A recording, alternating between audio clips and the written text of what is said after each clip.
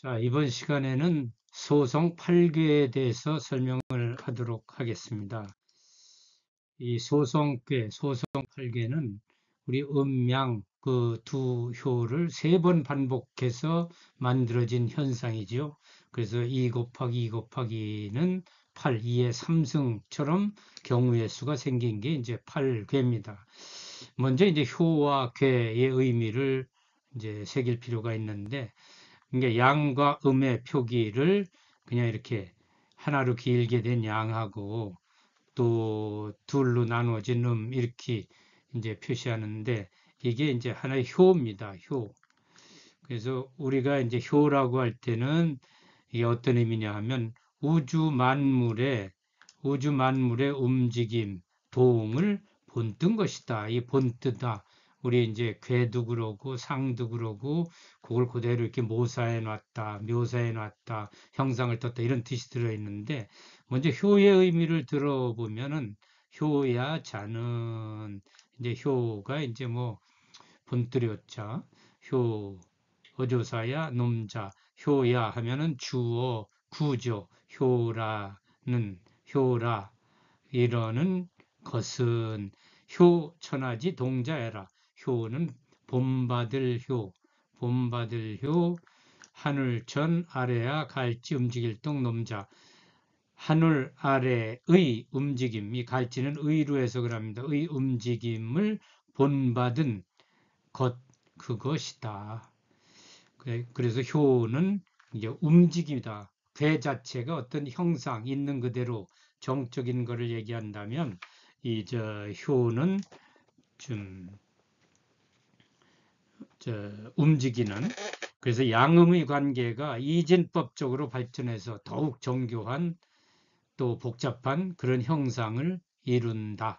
그냥 일령으로만 됐을 때 표시하는 흑백으로 이렇게 이분법적으로 나눈다면, 또 하나 중첩된 사상이 이제 태양, 소양, 소음, 태음 이렇게 해서 4가지 종류를 하는 데 비해서 한 번 더 중첩을 해서 8가지로 표현하니까 훨씬 더 많은 경우의 수를 표현할 수 있죠. 그 다음에 이것을 효로서 형상해 놓은 것이 괴인데, 이제 괴는 우주 만물의 자연, 문화 이런 것의 상이다.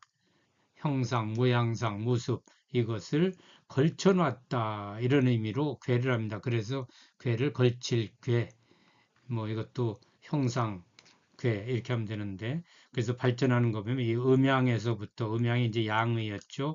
그래서 사상인 태양, 소음, 소양, 태음 이렇게 발전하고, 이게 8괴로 16괴로 32개, 64개로 이렇게 발전해 갑니다.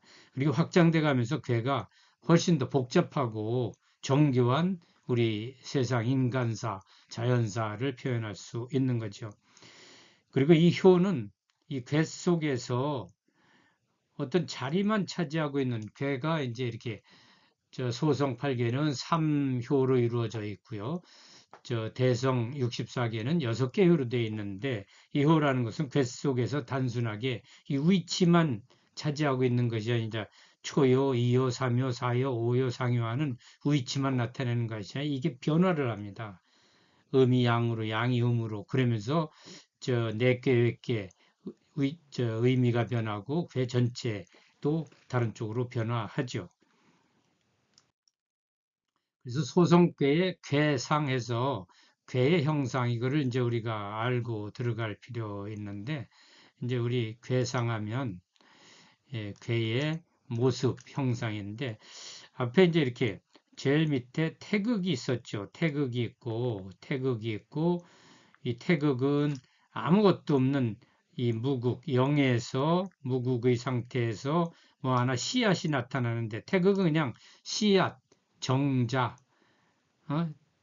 그거로 얘기한다면 그냥 상징적이죠. 모든 걸 다 이 속에 포함하고 있다라는 게 태극이라면, 거기에서 이제 그 태극을 음양으로 나눕니다. 그래서 요 좀 빛이 이렇게 되어 있는 게, 여기가 음의 영역이고 이쪽이 이제 양입니다.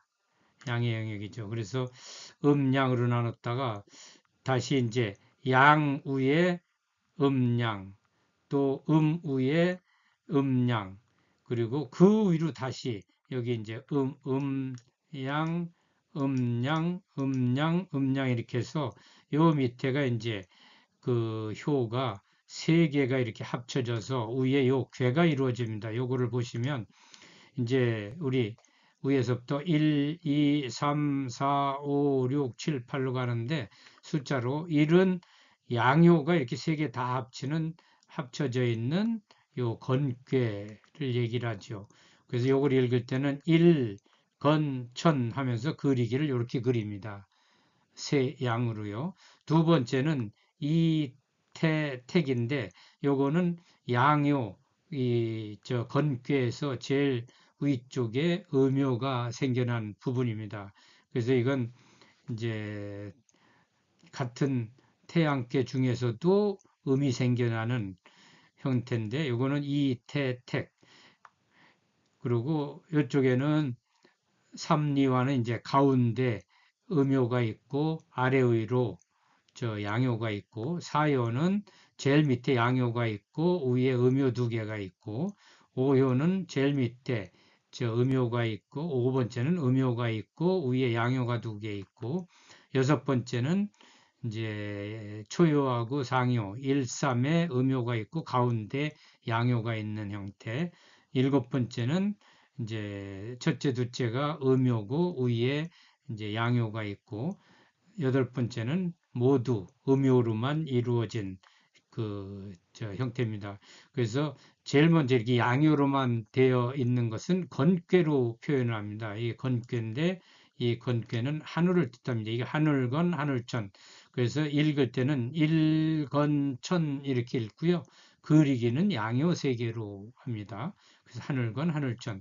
두 번째는 이 택인데 태는 기쁠 태자입니다. 기쁠택. 그리고 이거 밑에 모택, 은택택, 이것도 기쁠택 이렇게 돼서 그러니까 요 두 번째 거는 택인데 이건 제일 위에 이렇게 구멍이 웅덩이가 있어서 물이 위에 고이는 형상입니다. 밑에 양효는 단단한 바위 같은 거라면 위에가 이렇게 구멍이 뚫려서 물이 고이는 그래서 연못택 얘기할 때 이걸 쓰고요. 세 번째는 이제 가운데는 음요라 좀 새카만데 저 아래의가 양요로 돼 있어 밝은 그래서 리화 이게 리자는 빛날 리자입니다. 빛날 리 그리고 불화 그러니까 불이 하늘에서 반짝반짝 빛나는 이렇게 표현된 거는 불개입니다. 우리 저 뭐 태극기에서도 리, 건리, 감군할 때 리 나오는데 요거는 우리 태양의 흑점처럼 또 촛불이나 이런 거 보면 가운데 심지가 까맣고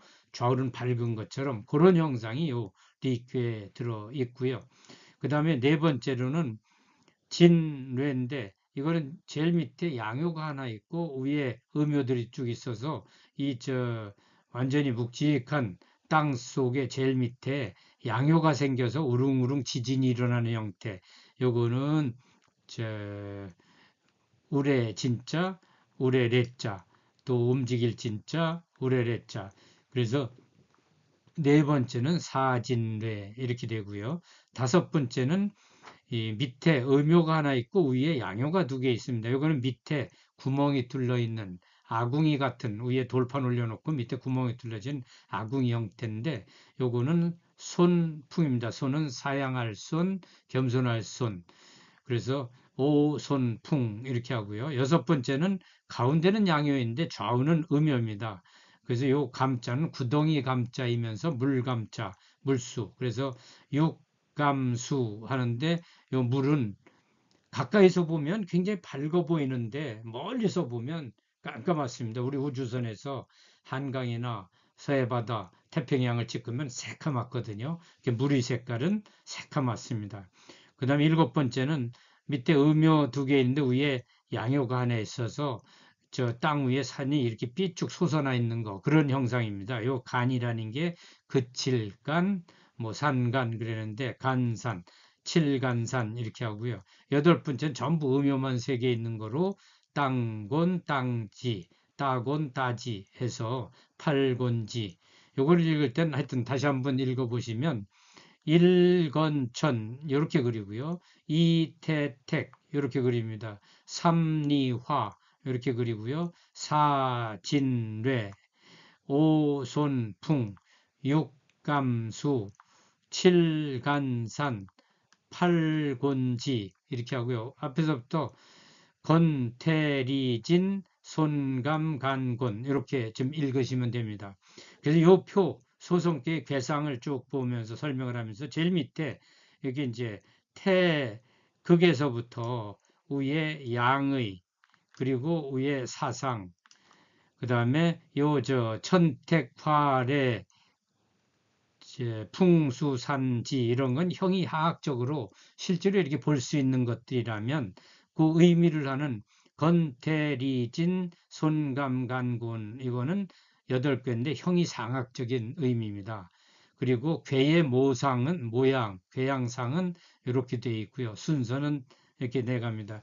여기서 하나 좀 여러분들한테 염두에 두실 게 우리 이제 주역에 아주 매력을 많이 느끼고 역학자라는 분들은 온갖 세상 만물은 다 이 주역으로 설명할 수 있다 하는데 이 위에서부터 아래로 보면 위에서부터 아래로 이렇게 쭉 내려가는 거 보면 세상을 이 밖에 모든 세상에 있던 것들을 요 8가지로 표현을 합니다. 이 8개로. 그래서 8가지로 범주를 해서 이 8가지로 다 설명이 된다 하는 건데 그것이 다시 밑으로 내려가면 사상에서는 이 네 가지로 설명할 수 있다. 더 밑으로 내려가면 음양으로 설명할 수 있다. 가장 밑으로 내려가면 모든 건 이 태극 속에 다 들어있다. 이런 식으로 설명하는데 위에서부터 아래로 이렇게 내려가는 부분을 환원이라고 합니다. 환원. 이게 좀 글씨 쓰는 게 좀 그런데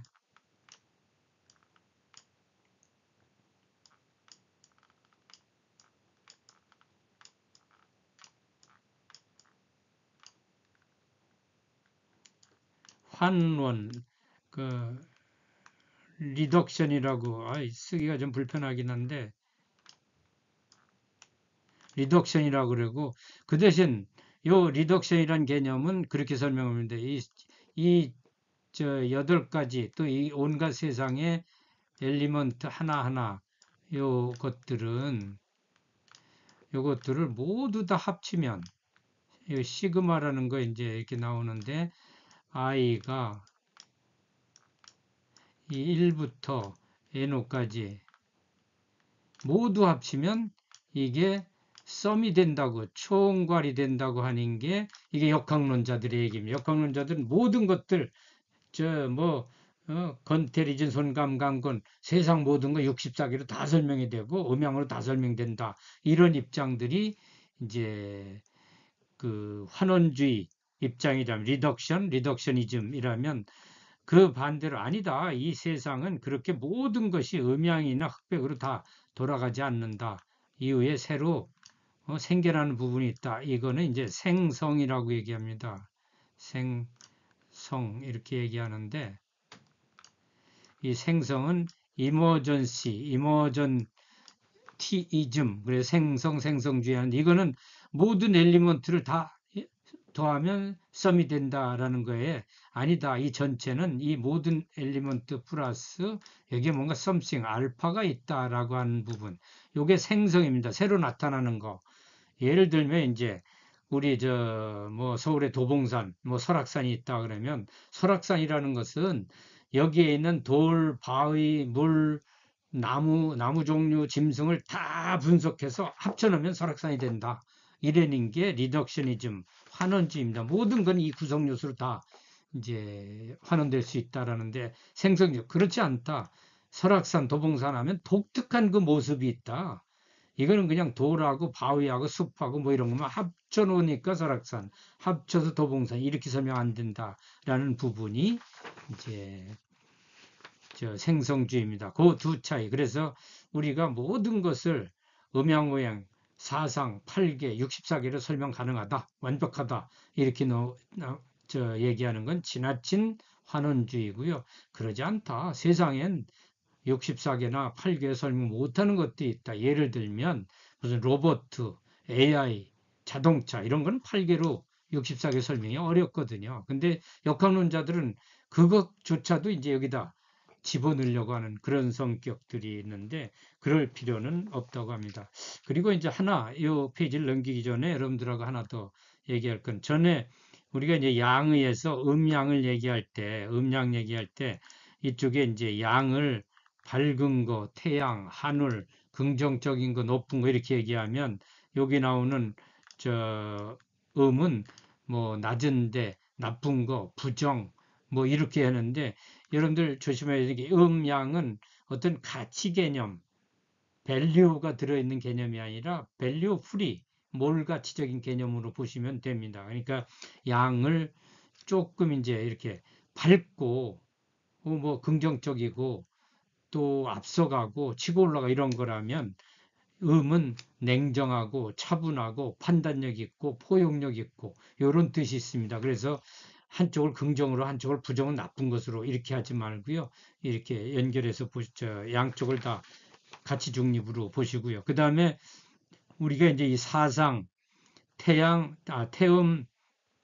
소양, 소음, 태양 설명할 때도 요 자체는 태음 있잖아요. 태음도 음이 음이 강하니까 요 자체는 굉장히 냉정하고 판단력 있고 차분하고 모든 걸 포용하고 하는 그런 성격이라면 양기는 태양은 양기가 많으니까 굉장히 적극적이고 화려한 것 찾고 막 활동적인 것 찾는 이런 성질이 태양에 들어 있고요. 지금 얘기하는 것은 부정적인 의미가 아닙니다. 각각의 장점을 얘기하는 거고요. 그 다음에 태양 같은 경우는 완전히 이렇게 음이 많은 태음의 세상에서 양기가 이렇게 새로 생겨나는 아주 긍정적인 의미로 희망이라든지 뭔가 창작이라든지 이런 성격이 소양 속에 들어있다면 소음이라는 것은 지나치게 과하게 밖으로 나가고 활동적이고 너무 에너지 소비적이고 자랑스럽고 이러니까 소음은 조금은 진정하고 차분하고 뭐하고 하는 그런 성격이 들어있어요. 그래서 이 사상을 이해할 때도 기본적으로는 밸류풀이 몰가치적인 것으로 이해를 하시면 좋고요. 근데 이제 우리가 이재마의 사상의학에서 얘기했던 거는 여기 이제 이 태양인, 또 소양인, 또 소음인, 태양인 이렇게 얘기했을 때는 이재마 선생님께서 얘기했던 사상의학에서 사상 체질들은 다 병이 있는 상태입니다. 그에 비해서 이제 다섯 번째 이렇게 화평, 음양이 화하고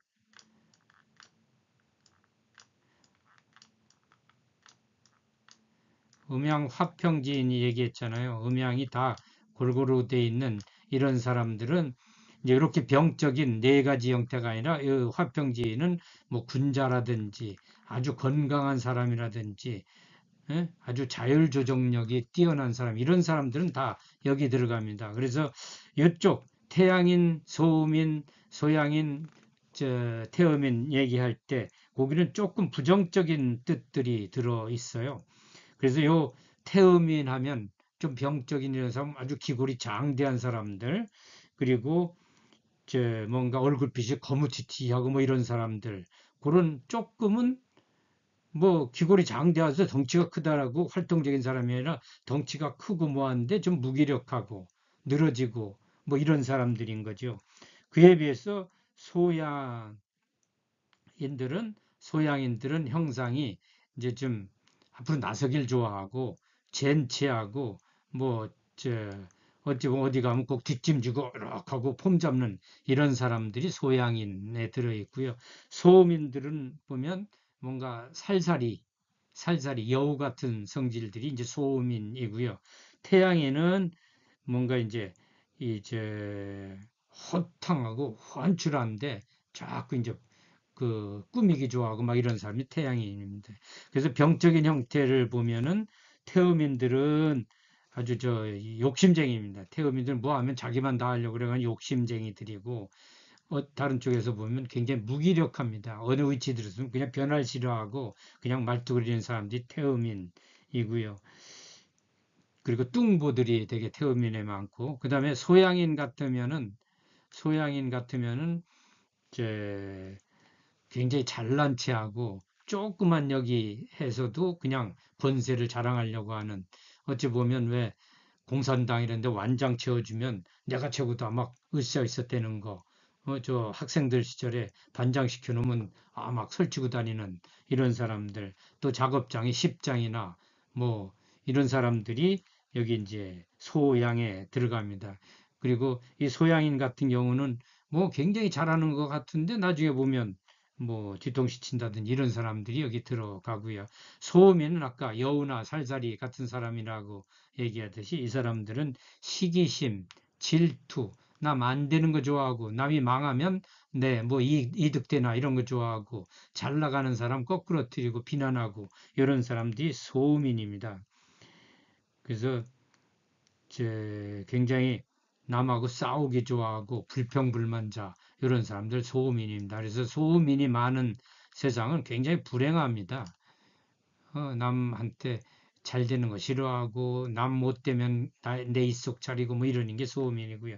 태양인들은 허세가 심하죠. 허풍쟁이, 사기꾼 이런 사람들이 태양인에 속해 있습니다. 그래서 여러분들 상당수의 분들은 이 사상 체질이 아니고 여기는 음양화평 지인에 속합니다. 저는 이제 전문용어로 감성적 지성인, emotional intelligence라는 말을 쓰는데, 감성과 지성, 머리 지혜와 자기 열정이나 감정이나 좋고 나쁜 이런 걸 잘 조화롭게 컨트롤하는 사람이 음양화평지인에 속합니다. 그 다음에 소성계의 특징을 보면 간략하게 넘어가겠습니다. 기본적으로 소성계는 3개의 효로 구성된다. 그리고 아래서부터 초효, 중효, 상효식으로 부른다. 1효, 2효, 3효 이렇게 해도 되고요. 이 초효, 중효, 삼효. 그리고 효는 반드시 아래서부터 위로 구려 나간다. 항상 이렇게 밑에서부터 초효, 2효, 3효, 상효 이렇게 구려 나가시라는 거. 나중에 위에 또 뭐 저 8개가 될 때도 아래서부터 이렇게 그려 나가셔서, 그리고 셈은 1, 2, 3, 4, 5, 6 이렇게 가고요. 1을 초효, 2효, 3효, 4효, 5효, 6효를 상효 이렇게도 나갑니다. 그리고 이 괴는 밑에 이제 우리 이 소성괴 얘기니까 요 밑에 요 소성괴 얘기입니다. 괴는 삼재를 뜨는데 제주제자죠. 석삼 제주제 삼재를 초효는 땅, 땅지, 중효는 사람인, 상효는 하늘 전 뜻한다. 그래서 요 밑에가 밑바탕인 땅, 요게 중간에 껴 있는 사람, 위에가 이제 하늘 이렇게 뜻하고요. 이 세상에서 하늘과 땅 사이에, 그러니까 가장 큰 양인 밝은 양인 하늘, 가장 차분한 음인 땅, 이 사이에 사람이 있어서 이 어우러져 가는 이 세계를 표현하는 게 이제 소성괴입니다. 우리 이제 동양화 그림에 보면 왜 이렇게 산수 같은 걸 멋있게 그리잖아요. 그래서 그런데 이렇게 산수를 그려놨는데 이건 산은 무슨 설악산이다. 뭐 이건 뭐 이런 식으로 표현하는 경우는 아주 적고요. 이 동양화의 제목은 이 속에 들어있는 움직이는 존재, 사람입니다. 무슨 이 거대한 산을 그려놓고 그 안에 조그만 뭐 산신령 하나 있든지 나무꾼이 하나 있든지 사슴을 타고 간 누가 있든지, 그럼 제목은 그겁니다.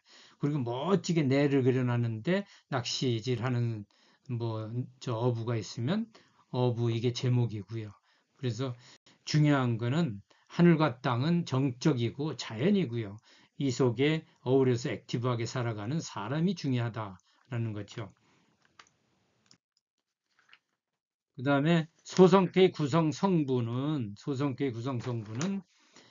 자연의 물상, 자연의 물건, 사물의 형상, 또 인사, 사람들의 이 일을 대표하는 전형적인 것들을 기초 개념으로 사용하는데, 우주 안에서 가장 중요한 것이 하늘, 전, 땅지, 따지, 하늘과 땅, 천지입니다. 이 두 가지. 또 하늘에서 중요한 게 해, 달, 바람, 우레, 일, 월, 풍, 뇌인데, 그 중에 이제 음양으로 1월은 대표로 효로다 설명이 되니까 예, 바람하고 우레. 그 다음에 땅에서 중요한 게 산하고 못입니다. 산하고 못. 그리고 인생에서 중요한 것이 물과 수인데 이 저 해, 달, 음양으로 빼는 거 빼놓고 이 8가지가 이제 우리 8괴의 기본 구성 물질입니다. 이걸 토대로 이제 설명하는데 이것이 소성 8괴로 된 것이다. 이것들은 모든 사람과 사물이 작용을 주관하는 기초 개념으로서 그 성질을 통해서 인식이 이루어진다. 그래서 8개 성질, 이름 이런 걸 잘 좀 알아두시고요. 그 다음에 이제 소성괴의 괴의 덕 되면서 괴의 덕 전에 강의에 설명드렸죠. 우리 사람으로 얘기하면 이 밖에서부터 이 어떤 밖에서부터 나한테까지 오는 것은 덕이라고 표현하면 내 몸속으로 들어간 뒤에 몸에서 녹아드는 지혜라든지 뭐 살, 피 이런 것들은 전부 덕이라고 표현합니다. 그래서 괴의 덕, 괴 속에 들어있는 어떻게 보면 상징적인 사상 이런 것들이 괴, 덕입니다. 그래서 덕하고 덕 개념, 덕은 내 몸속에 들어가 있을 때. 그래서 이 8괴에 8괴가 있고 괴형, 괴상이 있는데 건태리진, 손감간군 이렇게 8개가 있고요. 의미는 이렇게 건괴는 양요가 3개, 택괴는 밑에 양요 둘, 저 위에 음요 하나, 리괴, 또 진괴, 손괴, 감괴, 간괴, 곤괴인데 여기 이제 대비되는 게 이 건괴하고 곤괴가 정반대죠. 그리고 또 대비되는 게 땅에서 중요한 게 모택 위에 요 구멍이 뚫려서 구덩이에 물이 고이는 모택하고 그 다음에 밑에 이제 저 간 위에 삐쭉 들어오는 산 이게 이제 태하고 산이 대비적이고요. 그 다음에 리 양여 2개의 가운데 음요가 있는 리하고 음요 2개의 가운데 양이 있는 감하고 리가 대비됩니다. 이게 수와 화, 수죠. 그 다음에 진하고 소는 제일 아랫께에서 우릉우릉 하는 거하고 아랫께에서 음요가 바람이 들어가는 거 이렇게 대비돼서 짝이 됩니다. 그리고 그것들의 자연현상은 건이 하늘천이고 기풀태가 모택이고 삼리 빛날리가 불화고 저 떨칠진자가 우레레자고 사양할 손 공손할 손자가 바람풍이고 저 구덩이 감자 물감자가 물수고 그칠간 산간자가 산이고 땅군이 땅지다 이렇게 대비시키고요. 동물도 이게 이제 아까 보면 이렇게 8가지로 나누는 거는 우리 말로 이렇게 이제 범주라는 말을 씁니다. 범주 카테고리라고 하죠. 이 카테고리란 얘기는 모든 것을 이 8가지 8가지 물질을 가지고 또는 이 형상을 가지고 설명합니다. 다 이것을 다 집어넣는 중이죠. 모든 거를. 근데 이 음양으로 넣으면 훨씬 편한데 조금 세분화하는 게 사상으로 놓고요. 좀 더 세분화한 게 8가지로 놓고 나중에 64개로 놓고 거기다 64개 속에다 집어넣는 중입니다. 그게 이제 음양인데 일단 여기 동물 쪽에서 보면 특징적인 거 한두 개만 볼게요. 이 말이라는 것은 동물 중에서 제일 멋있습니다. 제일 멋있고 잘 달리고 값도 나가고 그래서 이 한울천을 말을 여기다 저 연결하고요. 그 다음에 우리 땅에서 제일 우직하게 일하고 뭐 땀 흘려서 뭐 힘쓰는 그걸 소로 해서 땅곤자 이렇게 연결을 시키고요. 또 용은 저 밑에 음요 밑에 우릉우릉하는 저 움직임 요거로 하는데 저 우리 한국하고 중국을 대비시켜 설명할 때 한국은 산이 많습니다. 그리고 중국은 늪이 많습니다. 중국의 중서부 저 중동부 쪽은 전부 이렇게 물구덩이인데 그래서 한국은 산속에 저 호랑이 짐승 중에 제왕이 호랑이고요. 그래서 한국의 상징은 호랑이라면 물이 많은 중국 같은 경우는 그냥 물속에 이무기, 용 같은 것이 드글드글 했거든요. 제일 깊이 무게 잡으면서 오랫동안 침잠해 있는 게 용이라고 보는 거죠. 그래서 중국 사람들은 최고로 용을 치고 그 다음에 용의 성질은 물속에 있으니까 용은 여기서 우레라고 하지만 물이 뭔가 지혜입니다. 그래서 중국 사람들이 황제 옷에 용을 막 그리고 막 이러는 것은 나는 세상 이치를 다 안다. 니들 뭐라 그러는지 다 안다. 이런 뜻도 가지고 있습니다. 그래서 용은 물속에 있으면서 지혜롭고 아주 영명하다 이런 뜻이 있다면 우리 이제 소는 들판에서 열심히 일하는 그런 성격이 들었다라고 보고요. 그 다음에 이 손꾀를 꾀라고 하는데 손이 사실은 요거 아침 새벽을 뜻할 방위가 손꾀가 있습니다. 그래서 새벽에 닭이 온다 이런 의미도 얘기하고요. 그 다음에 신체로 들어가면 일단 건꾀는 제일 위에 양요셋이니까 머리 숫자 머리로 표현하고 그 다음에 택괴는 이게 저 은택택인데 여기 우리 저 음식 먹는 것도 입으로 들어가고 거기서부터 나오는데 이걸 입에다 대비하고요. 그 다음에 사람 마음속에 밖으로 표현해 나오는 것은 전부 이렇게 맑은 눈으로 나온다고 하거든요. 그래서 눈목자를 불화라고 해서 나중에 이제 우리 장기 중에 심장이 불화하고 연결이 되는데 그때 이 저 심장이 불화하고 연결되는데 심장 마음이 겉으로 드러나는 건 눈으로 드러난다 이렇게 연결을 합니다. 그리고 저 진꾀는 제일 밑에 우르릉우릉하는 거 이건 발로 표현을 하고요. 그 다음에 이 저 칠간산인데 우리 이제 저 황제내경 같은데 저 맥을 짚을 때 이렇게 손을 번쩍 들으면 이 위에 여기 제일 끝이거든요 맥이.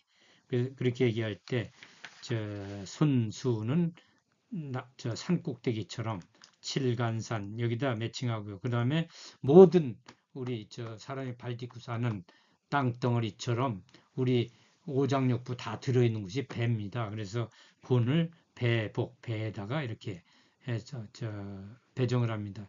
그 다음에 오행 후천팔계를 보면 금목수화토 얘기하는데 쉽게 알 수 있는 게 불화는 그냥 화에 들어가고요. 물수는 그냥 물수로 들어갑니다.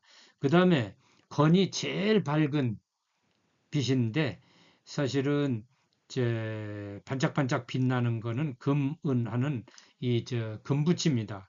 그래서 건괴하고 택괴를 금에다 배정을 하고요. 요거는 이제 나중에 건태리진 1, 2, 3, 4 시작하는 그런 것들하고 연결되어 있고요.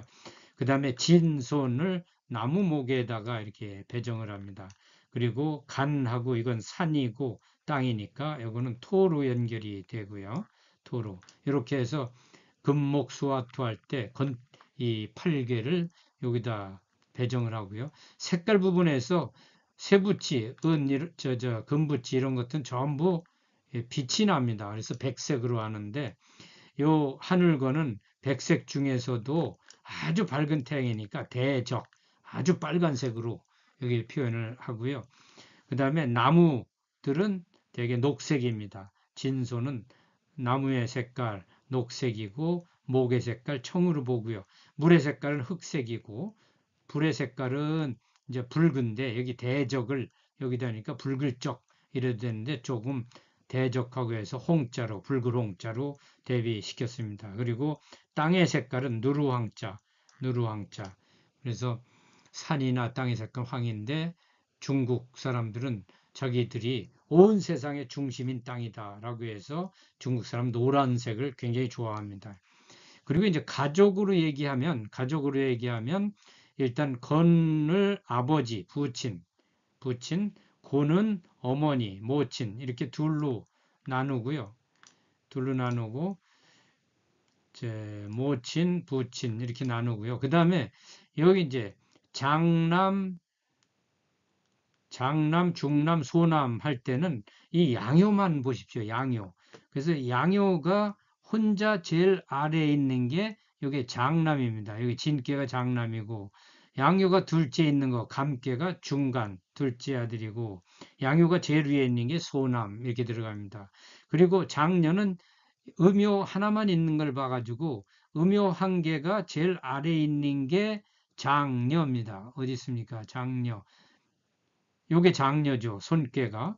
그 다음에 둘째는 음요 하나가 가운데 있는 리괴가 둘째 중녀로 치고요. 음요 하나가 제일 위에 있는 택교를 셋째, 막내딸 이렇게 봅니다. 그리고 여기에 이제 성질들을 볼 필요가 있는데 건괴는 양요가 3개 들어 있어서 굉장히 건장합니다. 여기 건장할 건자, 건장하고 그 다음에 굳셀깡자 아주 그 양요는 딱딱한 쇳덩이나 돌덩이나 이런 게 강한 건에 들어있거든요. 그래서 굳셀강, 건장할 건, 그 다음에 우리 처음 시간에 배웠듯이 하늘의 이치가 는 쉽게 알 수 있다. 그래서 이지해서 이 자를 좀 연결하고요. 그 다음에 태자는 기쁠열입니다. 그리고 그늘함자인데 이 기쁘다 기쁘다라는 은택택 못택해서 요 위에 물이 고이는 그래서 은택 이렇게 얘기했는데 요 기쁠태로 기쁠태 기쁠열로 새기시고 그 다음에 이 리께는 빛나죠. 굉장히 불화하니까 이거는 리자인데 빛날 리자입니다. 화려하되 려자 화려할려 빛날리 또 배일현 문명 문체나고 밝고 환한 거. 그래서 리가 이런 뜻이 들어 있고요. 그 다음에 진꾀는 시작의 의미가 있어요. 그래서 출, 그 다음에 움직임, 그 다음에 결단해서 나가는 거. 이런 성질이 제일 밑에 있는 양요인데 위에 음요들이 부드럽거든요. 그래서 요 양요가 자 해봅시다 이렇게 치고 나가는 그런 역할을 제일 초요가 합니다. 그 다음에 손풍께는 아까 이제 바람이 밑에 솔솔 들어간다, 들어갈 입자, 또 엎드릴 복, 제어할 제, 가지런할 제, 뭔가 공손하게 뭐 하면서 들어가고 엎드려 있는 이런 성질이 손꾀고요. 감꾀는 이제 이 빠질함, 험할험, 익숙할 습, 그 다음에 수그롤로 요 숙계는 모든 것을 이렇게 스며들어가면서 알아내고 정보 수집하고 하는 성질이 있거든요. 그리고 굉장히 노력하는 그런 뜻이 들어있고요. 그 다음에 간께는 그칠지 산이 우뚝 솟아있다라는 그런 의미라고 했죠. 그리고 다 완성된 성의 상태 그리고 빛광 위에 우뚝 솟아있는 그런 등지고 그리고 밑에 곤께는 부드럽고 순하고 그 다음에 건께가 이지라고 해서 이게 간은 아주 줄기간, 본보기간, 대쪽간, 자 핵심간 이런 뜻으로 들어 있습니다. 그래서 이 8개의 성질들이 어떻게 다른 것하고 연결되는지 잘 이해하시고요. 그 다음에 선천팔계, 후천팔계가 있는데 방향과 관련해서 나중에 이제 음양오행 때도 잠깐 나올 때 선철팔계는 복희팔계, 황하에서 용마가 짊어지고 나온 이 하도라는 걸 토대로 복희가 만들었던 팔계고요.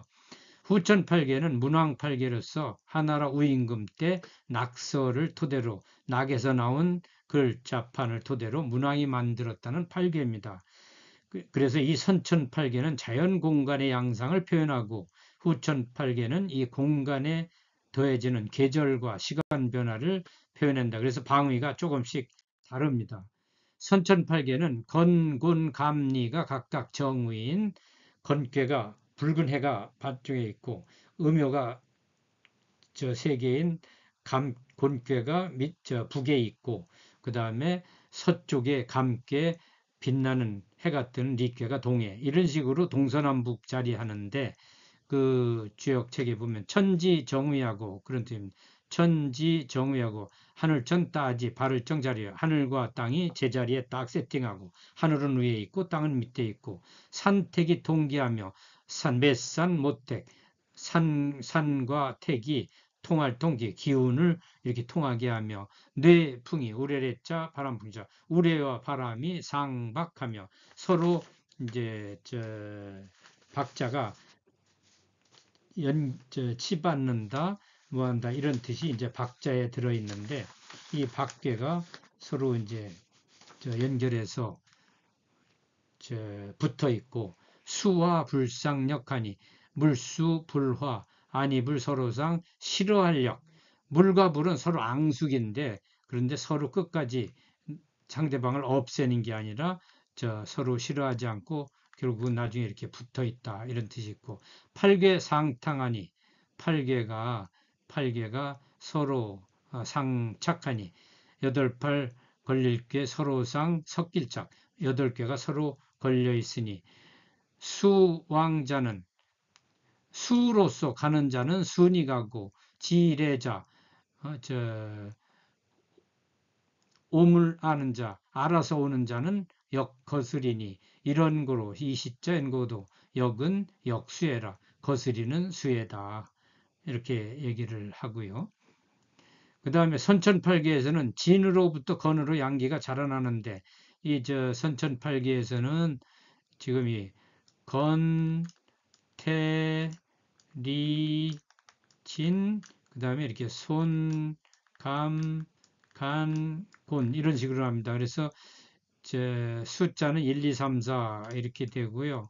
그 다음에 6, 7, 8, 9 이렇게 내려가는데 근데 양기는 여기서부터 진께서부터 시작돼서 양기는 이렇게 올라갔다가 다시 여기서부터 이제 역으로 줄어들고 이렇게 되는데 그래서 수로는 건태를 이렇게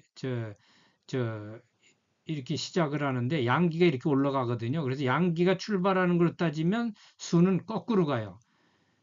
그래서 수로서 가는 것은 거꾸로 가고 오는 것은 역한다 이렇게 하는데 양기로 수로 이렇게 시작됐는데 오는 것은 양기는 이렇게 거슬러 올라오니까 그래서 역은 역수에다 이렇게 근데 선천발기에서는 진감간소는 여기서부터 이렇게 내려가는데 건으로부터 이렇게 올라오던 양기가 여기서 줄어들으니까 양기가 여기까지는 이제 건 방향이었다. 건을 지나서 손으로 가면은 다시 이제 곤으로 양기가 줄어들고 음기가 짙어지는 역방향이다. 이렇게 표현을 한다. 그 다음에 여기 그러나 정남위계를 중심으로 보면 진괴로부터 성장해오는 양기는 순행인데 숫자로는 431에서 역행한다. 이 뜻이고요. 왕순이 내역하고 종건이 지진하니 역향이 수의 1, 3, 4다. 이제 가는 거는 순한데 그런데 내역 오는 건 역하니 종건 건을 쫓아서 이르를지 진께에 이르르는 것은 역향 이 반대 방향인데 양기로 보면 반대 방향인데 수는 1, 2, 3, 4가 된다 이 뜻이고요. 이 오른쪽에 손괴로부터 곤괴로 가는 과정은 순행하기에 숫자는 5, 6, 7, 8이 된다. 즉 종손이 지고는 이쪽에 손, 감, 간, 곤 이렇게 하는데 여기서부터 이렇게 내려가는 거는 숫자는 6, 7, 8, 9 가니까 종손이 지, 곤에 이르는 것은 순이 가는데 숫자는 5, 6, 7, 8이 된다. 그리고 이제 앞서도 나오는 천존지비요 건곤정의라 비고 이진하고 귀천 의라 하늘천 높을천 다지 낮을 비 하늘은 높고 땅은 낮은 데 있으니 건곤정의라 하늘건 땅건 정해질 정 어조사에 건과 곤이 정해져 있다. 비고 이진하고 낮을 비 높을 곳 서의 펼치친 낮고 높은 것이 낮고 높은 것서 펼쳐져 있고 귀천 귀한 거 천한 거가 자리했다. 높은 데 높을 기 낮을 천이 자리했다. 그 다음에 후천팔기에서는 이 건곤 대신에 여기가 빛날 태양을 뜻하는 리괴가 그리고 밑에가 물을 뜨는 감개가 해서 수화가 이제 기본체가 돼서 지구가 자전하면서 공전하는 궤도에 맞춰서 이제 추나추동을 고려합니다. 그러다 보니까 정방위에 이쪽에 시작하는 진괴 그리고 활짝 빛나는 불화째 리괴 그 다음에 오른쪽에 서쪽에는 들어가는 택괴 그리고 제일 밑에는 물 수를 뜻한 감개 이래서 추나추동 사철을 표시합니다. 후천 8개고요. 그래서 이게 이제 그림으로 나타낸 건대리진 손감간군인데 양기는 여기 진께서부터 양기가 이렇게 한나리 정우까지 커가는데 숫자는 432로 가니까 거꾸로 가는 거죠. 그 다음에 손감간군 이렇게 양기는 거꾸로 이렇게 줄어드는데 숫자는 5, 6, 7, 8로 이렇게 간다. 이게 선천팔계, 복귀팔계에서 곤, 리, 감이 동서남북이고 태와 간, 진과 손이 이렇게 이제 사이에 자리 잡고요. 그 다음에 후천팔계, 문왕팔계는 리께, 불화 리께가 정남으로 가고 감께가 정북으로 차지합니다. 그리고 동쪽이 시작할 올해 진짜 양요가 시작하는, 그리고 이쪽은 음기가 시작되는 택계, 이렇게 해서 방위가 달라집니다. 그리고 여기 좌우에 건곤이 이쪽에 자리 잡고요. 그 다음에 손간이 여기 자리 잡습니다. 그 다음에 이제 설계전, 이거는 우리 출석 수업할 때도 했고요. 나중에 이 설계전에 다시 설명이 나옵니다. 그래서 오늘은 여기까지만 설명드리도록 하겠습니다. 요거는 또 우리 이제 방의, 방의가 이제 나타나는데, 요 방의는 왜 풍수지리 하는 사람들, 몇 자리 쓰는 사람들이 가지고 다니는 진함철, 나침판이 이렇게 돼 있습니다. 그래서 요거는 이제 아까 좀 전에 얘기하죠. 불화가 남쪽에 있고 감이 북에 있으니까 이거는 문왕팔계죠. 후천팔계. 그리고 동쪽에 저 나무, 목 있고 서쪽에 금이 있는데, 그냥 이렇게 할 땐 화, 목, 금, 토 이렇게 나중에 음양로 해석합니다. 물을 기준으로 화, 목, 금, 토. 그리고 이제 우리 뭡니까 제왕이나 또 양택, 음택, 남양 볼 때 이렇게 북에서 서서 태양을 향해서 보는 이런 형상을 이제 풍수지리에서도 존중을 하고요. 또 제왕은 이렇게 북두칠성처럼 북쪽에 앉아 있으면서 남쪽을 향해서 통치한다. 그리고 여기 이제 제왕의 위치가 북두칠성의 위치가 이 북쪽이라고 보면 이 북쪽에서 이 왼쪽이 동쪽이면서 여기가 이제 시작하는 봄이고요. 그 다음에 오른쪽이 서쪽이면서 해가 지는 쪽이면서 이제 가을이고, 이쪽이 남쪽이면서 불화입니다. 그리고 요거에 따라서 아까 보는 이제 요 팔개가 안쪽에 이렇게 배열이 돼 있고요. 팔개. 그 다음에 그 여러분들 아는 자축, 인묘, 진사, 오미, 신유술이라는 12간지하고, 그 다음에 갑을 병정 무경에 갑을, 그 다음에 병정, 그 다음 무기가 가운데 들어오고요.